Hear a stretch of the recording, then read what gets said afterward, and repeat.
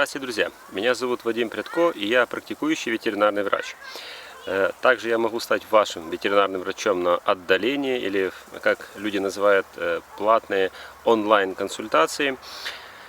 За небольшую плату могу помочь вам поставить диагноз и вылечить ваше животное. Друзья, на моем канале преимущественно вы видите, как я лечу крупный рогатый скот. Также реже видите, как я занимаюсь свиньями, овцами и также козами. И совсем редко вам попадаются видеоролики, в которых я лечу лошадей. Но также одной из родов моей деятельности является лечение лошадей. Дело в том, что с лошадьми я имею дело уже длительный период времени. Так, в свое время, расскажу немного предысторию. В свое время на Деметре, это в том хозяйстве, кто следит за каналом уже продолжительное время, он знает Деметру, то хозяйство, на котором мы с Анатолием работали. Там у нас было больше 200 лошадей. То есть это был большой табун лошадей. Там около было 250 голов. То есть и, соответственно, все проистекающие проблемы, которые возникали и с взрослыми лошадьми, и с молодняком, и все, что было связано с лошадьми, все нам приходилось и операции различные делать, и различные лечения, и заниматься воспроизводством, вот, и так далее, и тому подобное. Вот. И в последующем также я курировал одну частную конюшню, и также приглашали люди в частные дворы к лошадям. Я бы, конечно, не сказал бы, что лошади — это какой-то мой основной профиль, в отличие от некоторых специалистов, которые сугубо на этом специализируются. Но лошади — это интересный вид животных, и также уже так как жизнь меня с ними связала определенный период времени, я ними продолжаю периодически заниматься. И вот сегодня я хотел бы как раз поднять одну из таких часто встречающихся патологий, такое драматическое заболевание, потому что если при той или иной патологии мы все-таки надеемся и верим на полное излечение, и так же как хозяева ждем от ветеринарных врачей полного излечения, то при этом заболевании, о котором я буду сегодня говорить, мы, к сожалению, не можем надеяться на полное излечение, и при постановке диагноза, будь то я или другой ветеринарный специалист, кто занимается лошадьми, он честно скажет владельцу животного, что излечить данное заболевание практически невозможно. Лечение — это поддерживающее лечение, направленное на продление жизни животного и качество его жизни, соответственно. Что же это за такое заболевание? Давайте сейчас запустим видеоролик, в котором посмотрим на клиническое проявление этого заболевания.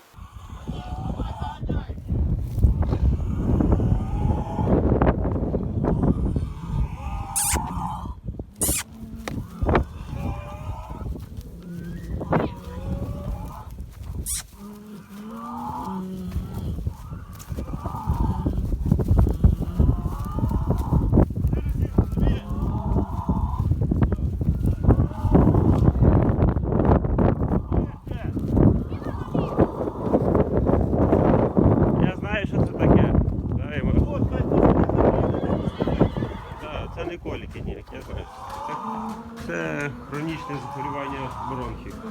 Итак, что же мы увидели в этом видеоролике? Действительно выглядит больно смотреть на такую лошадь. Действительно, это уже терминальная стадия, заключительная стадия того заболевания, о котором я сегодня хочу поговорить. Что мы здесь наблюдаем?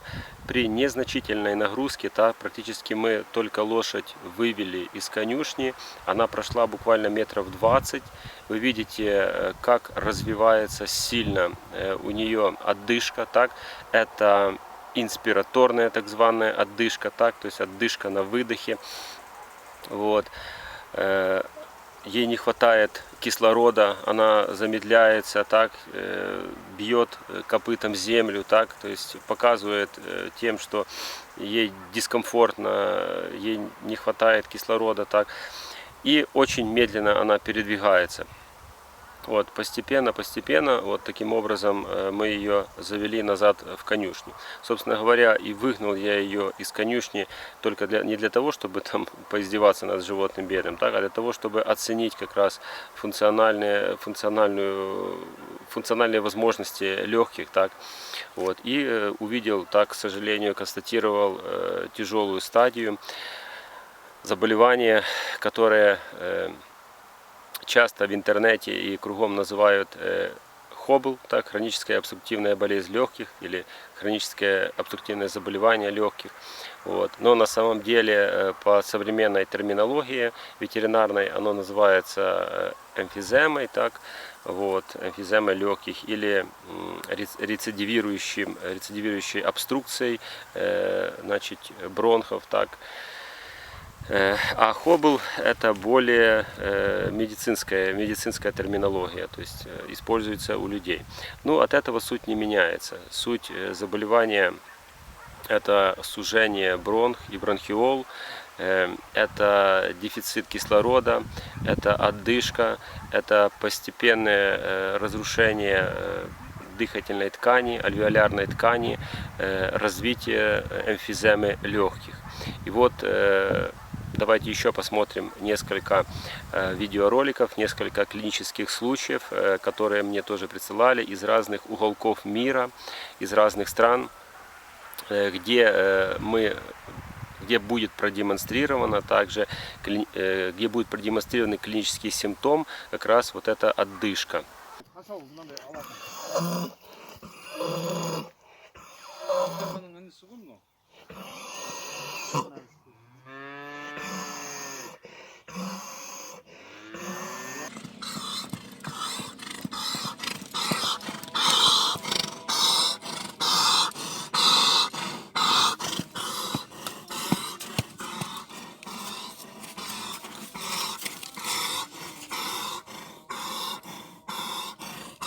Друзья, вы видели, что степень отдышки разной у этих лошадей, да? Хуже всего была отдышка у лошади из первого видеоролика. Немного меньше отдышка у лошадей с этих видеороликов, которые только что вы увидели. Но в любом случае отдышка является не первым симптомом, не первичным симптомом этого опасного заболевания. Так, это уже запущенные случаи, скажем так, да.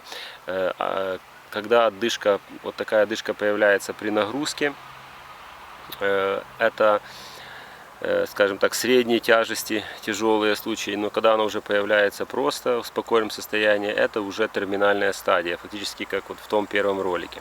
Но начинается эта болезнь раньше, начинается она с небольшого покашливания, такого сухого кашля, сухого, но навязчивого.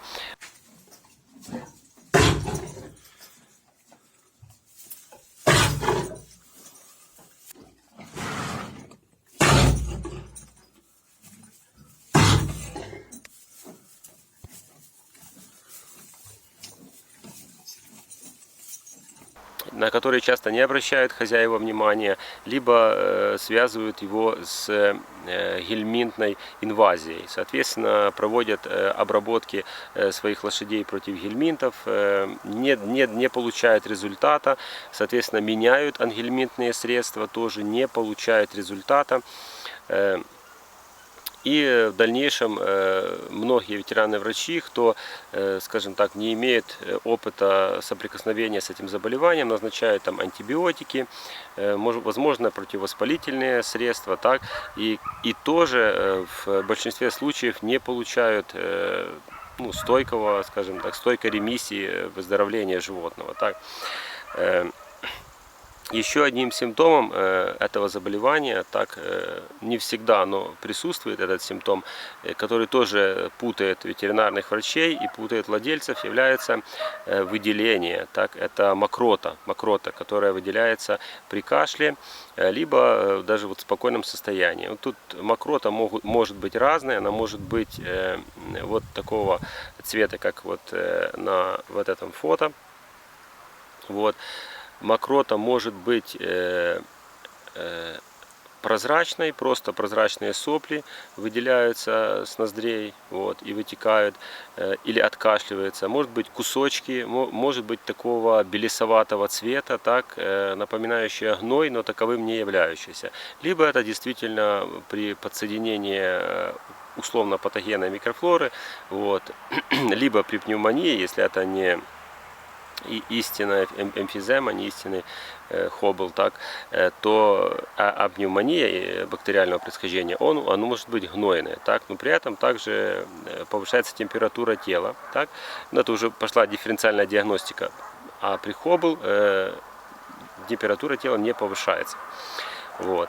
И видя вот такую белесоватую слизь, густую, да, при откашливании или на ноздрях, ветеринары назначают курсы антибиотиков, как правило, это пенициллины или комплексы пенициллина со стрептомицином, такие, например, как там пенстреп, пенбекс и так далее.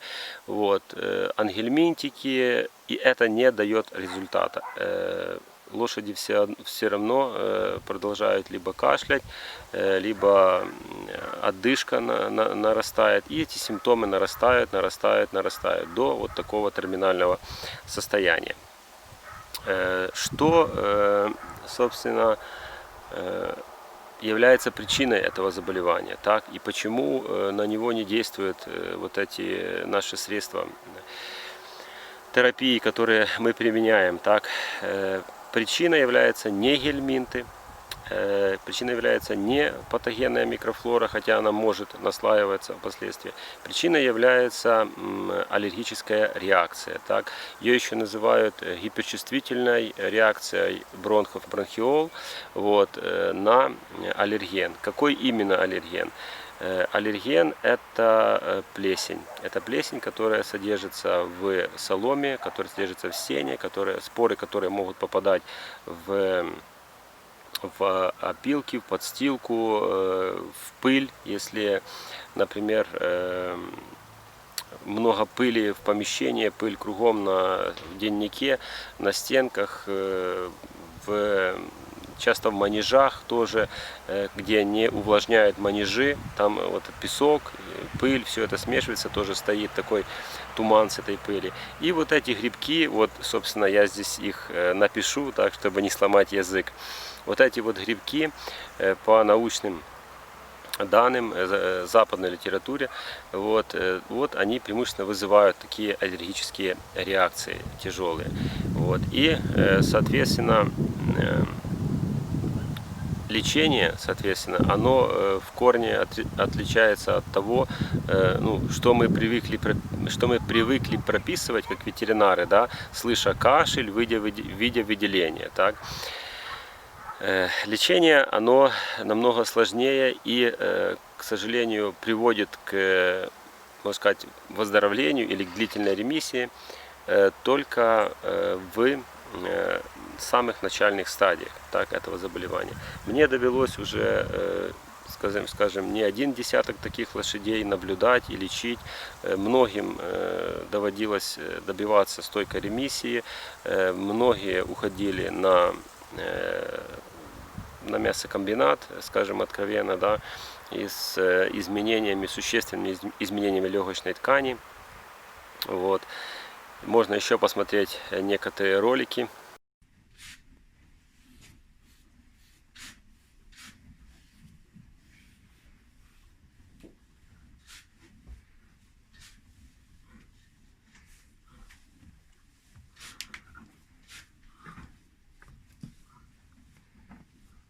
Итак, подходим к самому интересному. То, что вас более всего всегда интересует, это лечение. Да, в этом видео я вам немного расскажу о принципах лечения вот этого тяжелого заболевания, конечно, которые лучше профилактировать, но если так уж случилось и такое животное есть, то основополагающими принципами лечения является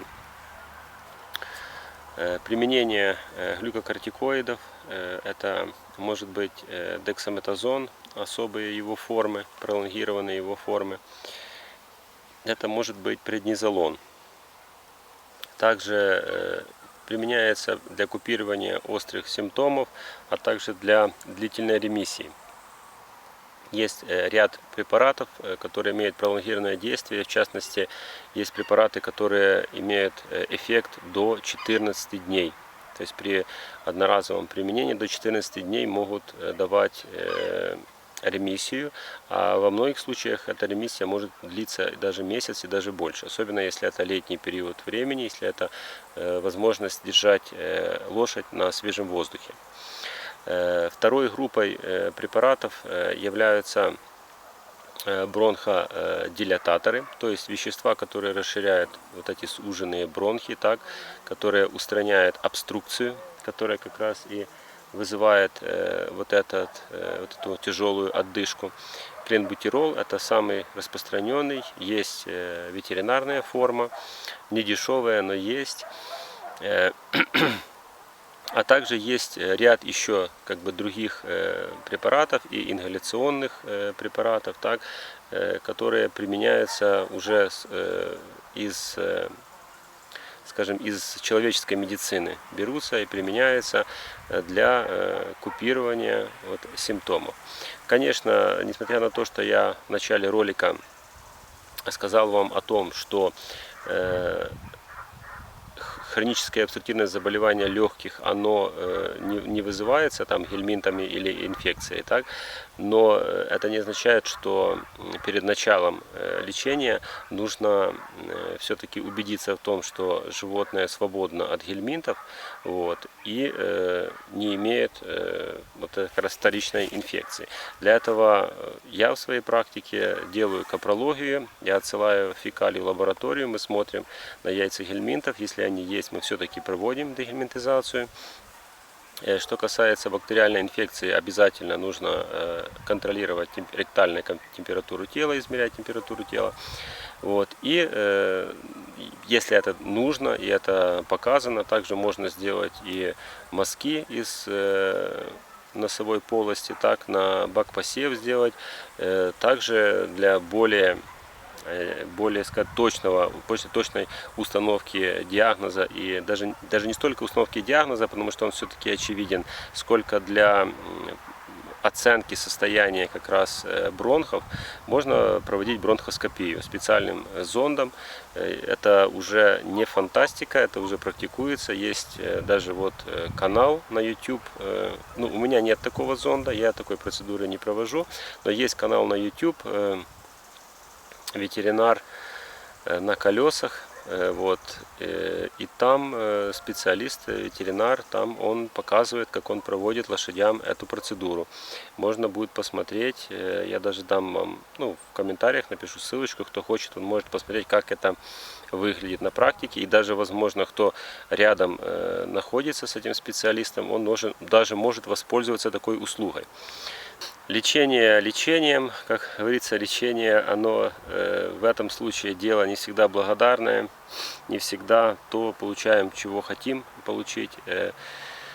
Как бы дорог нам не была наша лошадь, какие бы мы усилия не хотели приложить, очень часто достигнуть позитивного результата не можем при этом заболевании. Поэтому здесь больше нужно определять внимание, это профилактики. Есть два аспекта профилактики. Первый — это то, что нужно делать, когда у вас уже есть первые симптомы этого заболевания. Соответственно, нужно следить за тем, чтобы лошадь была максимальное количество времени на свежем воздухе. Нужно ограничить нагрузки, особенно если это скаковой конь, если он под седлом или он в каких-то соревнованиях участвует. Кстати, для многих животных, которые участвуют в соревнованиях, это может быть и даже конец карьеры.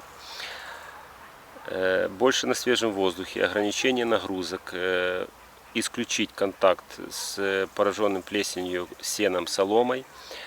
Также борьба с пылью, увлажнение помещения. Исключить поедание кормов с пола, то есть только поедание кормов с кормушки.